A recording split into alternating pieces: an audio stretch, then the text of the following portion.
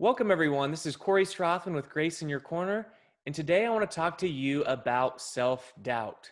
What is self-doubt? What can happen if a person experiences too much? Then I'm going to focus on my 5 key things that really bothered me when I was struggling with self-doubt, and then other ways that you can get past the doubt. So let's get started. When we take a look at self-doubt and self-esteem, self-doubt is going to be more situational in the big scheme of things. It's a certain activity. It might be a certain situation where you experience self-doubt. When we talk about self-esteem, we're going to be talking about your overall value of yourself or your self-worth. So it's common for people to experience self-doubt. Some self-doubt is actually very healthy. Where you come into an issue is if you have self-doubt over and over and it becomes a habit of your mind, and that leads to a low self-esteem, which can lead to mental health issues of anxiety, of depression. So you need to be able to differentiate. Now, that being said, self-doubt is very common. And while I said some is healthy, we need to make sure that we are aware of where our self-doubt's coming in and that it's not bringing us or hindering us from the day-to-day life experiences. When I was really struggling with my depression, I had a lot of self-doubt, and my self-doubt for sure was a cause of cycling down to my low self-esteem, which just continued to cycle. So if I could have been more aware, kind of got ourselves out of, I could have got myself out of that situation. So let's jump into my 5 key causes that can create self-doubt. Because if you are aware that these things could lead to more and more, you might focus on a solution. A first cause that creates self-doubt is the past experiences, or if you've had mistakes in a certain situation. So when we talk about that, let's say a kid's trying to ride their bike and they're falling down and they're skinning the knees, and the parents are just saying, well, you can go, let's do it again. We'll get it next time.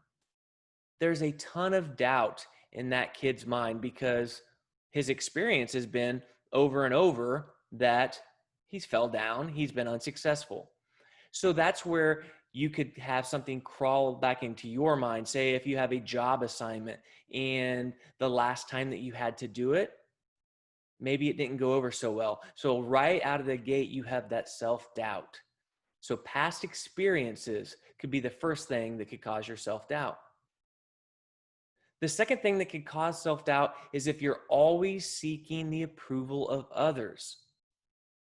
So there's a fine balance between caring what others people's opinions are and making them the holy grail of what you need to live by. Make sure that you're focused on yourself. So when you continue to make decisions and focus on what I'm going to do because you think that someone else would approve of it, not because it's what you think should be done, that's going to cause self-doubt. You're going to start thinking in your mind, I cannot handle this. I need someone else's opinion. And it really leads to more and more self-doubt, more and more insecurity. So if you're always seeking someone's approval, that could be a key cause of self-doubt. The third one we're going to talk about is experiencing change or experiencing something new. When I think about experiencing change, I always go right to technology, because if you're unfamiliar, if you have a lack of experience with something, that instantly opens the door for that doubt to creep in. Take, for example, our situation with working remotely for a lot of companies. Well, why hadn't they done that before? Why is it now that we're being forced to work from home, the first opportunity that a lot of people have had to work at home? It comes down to the change or being something new. There's a doubt. Can we be successful if we do this? There's a lot of doubt that things will go the right way. And so we're fearful to even attempt. What that does, this kind of self-doubt, is that can really limit your potential. So if you're experiencing newness or change, you always see hesitancy because it is not familiar, which opens the door to doubt. Number 4, we've talked about quite a bit, and that is comparing yourself to others, thinking the grass is always greener.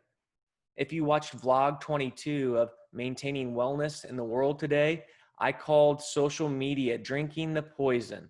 And there's no bigger truth than right now with social media.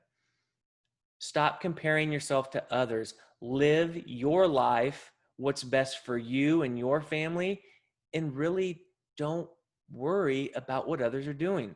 Social media can be a farce of reality, and everything's not always greener on the other side. You don't know the story behind everyone else. They could be putting up a false front, or they could have things and troubles that you have no idea about. So stop comparing yourself to others, stop drinking the poison, and focus on yourself. And the last of my 5 causes of doubt is the environment that you live in can create doubt, or the environment that you surround yourself in.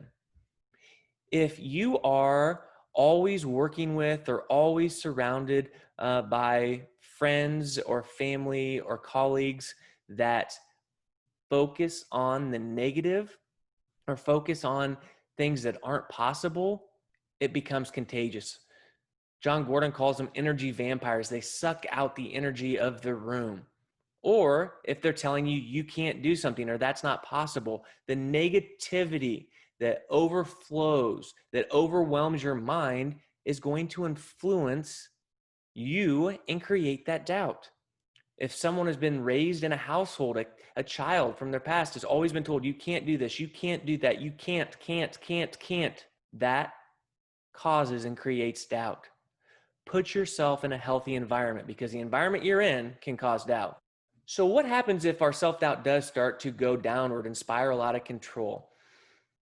What'll happen now, what happens then and what happens to me is when you have this self-doubt that continues to go, it just loops on repeat and repeat, and it becomes not just situational, but it takes over your entire perspective, your entire view on your self-worth.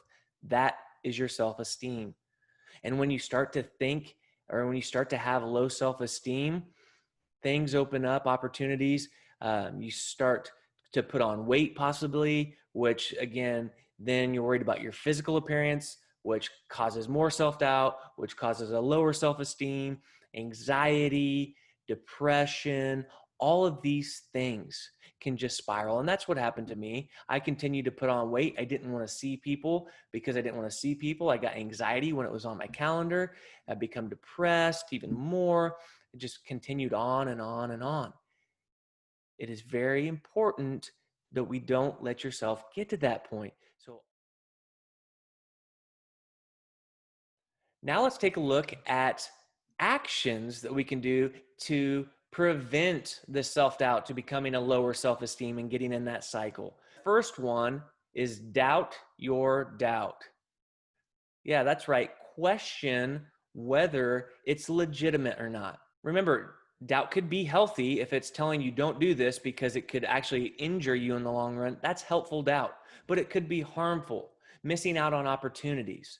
So ask yourself, is this going to be healthy for me, or could this be harmful in the future of my life because I didn't get the opportunity? And also ask yourself, what is my measure that's saying that I need doubt right now? You'll read a lot about what is called the imposter syndrome. Imposter syndrome is when you tell yourself that you don't deserve something, even though you have your accomplishments, you're tricking people, you're fooling them. You are not worthy of the acknowledgement. Ask yourself if is that the case? Because if you have all these criteria and all these awards and acknowledgments in the background, then absolutely it's not the case. It's your mind tricking you. So is your doubt healthy or harmful? The second one is it's time to take action. Mel Robbins is a motivational speaker who has identified the 5-second rule, and you can see it on YouTube, or she has a book about it. But I love the 5-second rule of taking action. And what that means is if you have an idea and you haven't acted, or at least started it in motion in the first 5 seconds, your doubt and your mind's emergency brake will come into play, causing you not to do it.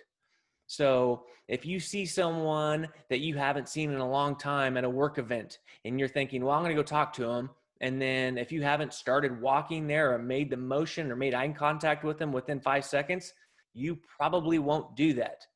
So taking action, not allowing your emergency brake to come on. The third one is continue to focus on the physical aspect of life. What makes you happy? Is it the clothing that you wear? Is it the haircut that you have? Is it the physical fitness that you're in? Be happy with yourself physically, because for myself, I know when I am not physically fit and when I feel bad about myself, I'm already starting behind the 8 ball. Be physically happy so when you walk out that door, the first thing you feel is you already have confidence. Focus on your physical. Number 4 is celebrate risks. Some of the doubt comes in because, again, it's uncomfortable, it's change, it's new. Well, celebrate the opportunities at times that you have when you tried something new, even if you might not have succeeded. And talk to someone about that. Celebrate the small risks in life. Continue to push yourself to the limits, because we don't want to get stagnant and then always have doubt when something new enters our life. So continue to take risks and celebrate them when they happen. And the last one, number 5, is stop caring so much. Well, what do I mean by stop caring so much? It goes back to other people's opinions. Value those opinions, but you cannot let them impact every single decision, every move you make. Do what is best for you.